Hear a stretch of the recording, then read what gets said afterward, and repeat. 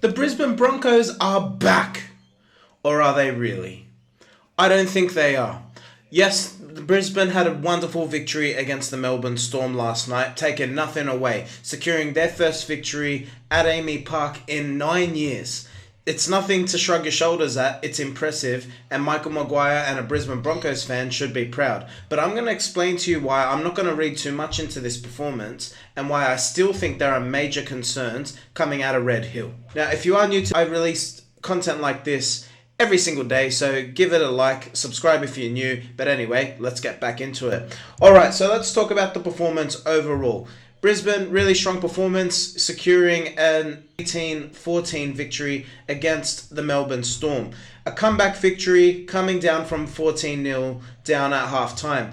Broncos, well done. Can't take anything away. A great second half performance from the likes of Reece Walsh, Jordan Ricky, unbelievable performance. He didn't sleep last night. The adrenaline would have been pumping through his body after securing a double and getting the Broncos into pole position to win that game. Secured at the end by Katoni Staggs, putting the nail in the Melbourne Storm coffin and letting Brisbane travel back with the 2 points, if there's enough fuel for the plane, of course. So here's the key for the Brisbane Broncos. Payne Haas, Patrick Harrigan laying the platform. Payne Haas, 178 metres gained. Patrick Harrigan, 195 metres gained. These two players play 80 minutes of football. Unheard of for two middle forwards, and that's a huge advantage for the Brisbane Broncos. The fact that they've got two forwards capable of playing 80 minutes of football, particularly Patrick Harrigan, is an absolute luxury in the modern day game. And he led the way for the Broncos surmounting this amazing comeback against the Melbourne Storm. Jordan Ricky just had the best game of his career. 142 metres gained, 2 tries. He looked like Anu Vatavai for those old enough to remember. On his second try, just get out of my way, off you go. And I want to give a lot of credit to Ben Hunt here. He played with a lot of bravery. I think that he improved the Broncos' attack. I don't think it's a coincidence that Ben Hunt plays number 7 and the Broncos' attack suddenly looks better.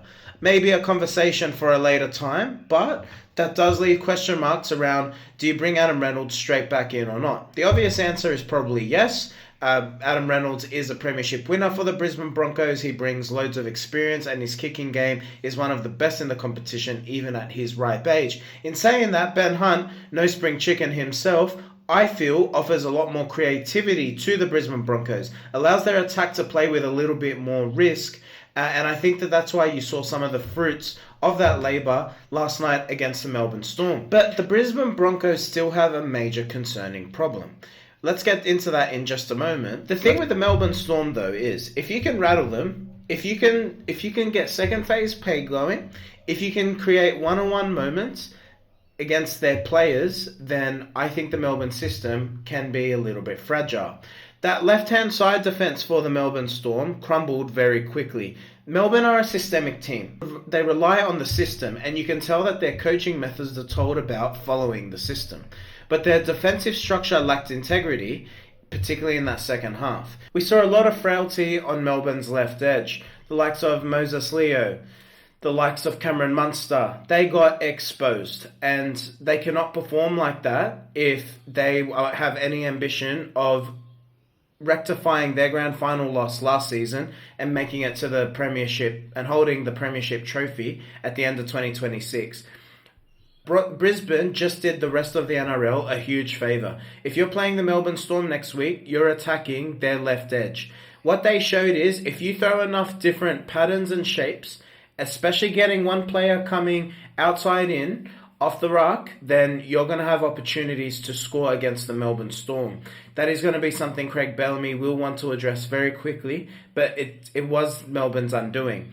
Once Melbourne start conceding points and the momentum is taken away from them, they do look like a pretty fragile side. This isn't new for the Melbourne Storm.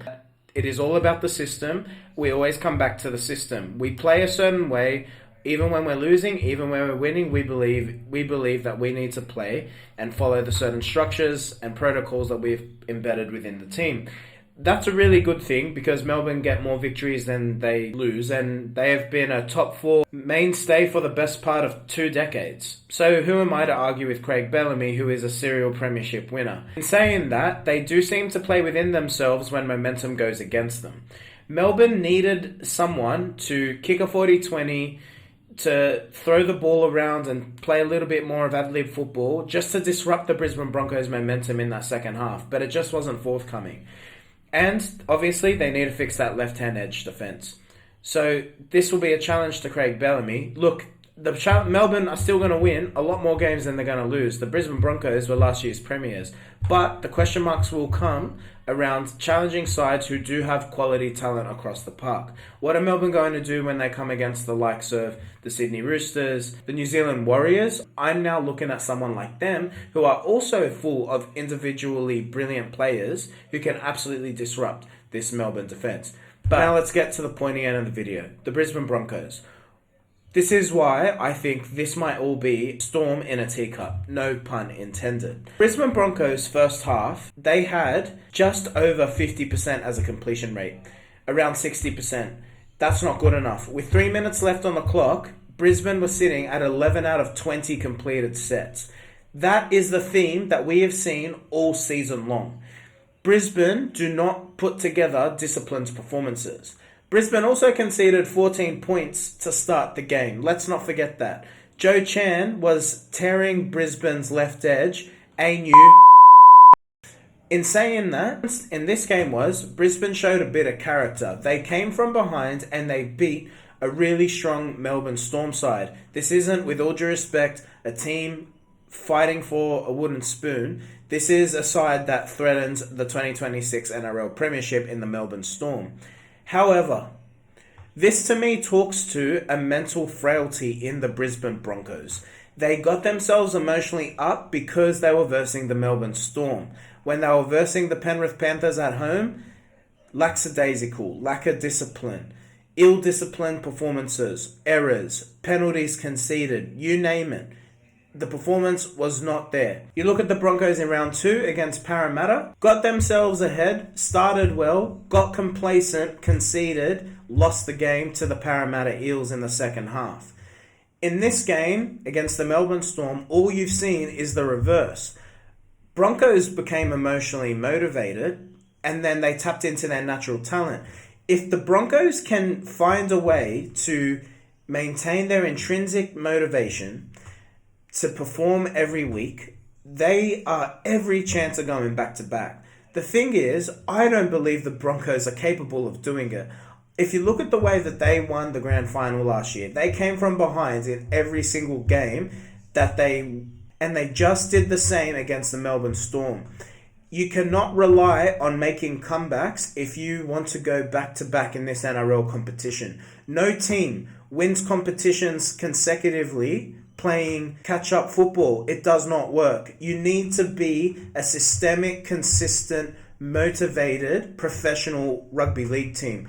And the Brisbane Broncos, while a brilliant performance today, again on the back of Reece Walsh, leading with the 40-20, getting the try assist for Jordan Rickey's first, full compliments there. Reece Walsh, I feel, has been consistent, but the whole Brisbane Broncos outfit has not been. And a comeback victory does not tell me that everything is good to go. The challenge for the Brisbane Broncos wasn't being motivated against the Melbourne Storm. That's emotionally easy to get up for. The challenge now comes against the Dolphins next week. Can they get up at Suncorp Stadium and put in a performance worthy of being the premiers and worthy of being considered a premiership threat in 2026? The Broncos falling behind, error-ridden first halves or second halves, it's not good enough. They need to put together a consistent 80-minute performance. And until the Brisbane Broncos can do that, the question marks will remain around their premiership credentials. Do you agree with me? Do you disagree with me? Am I too over the top in my assessment of the Brisbane Broncos? Let me know. But I still just don't feel like all is well at Red Hill. Have a good weekend, enjoy your rugby league, and get out of here.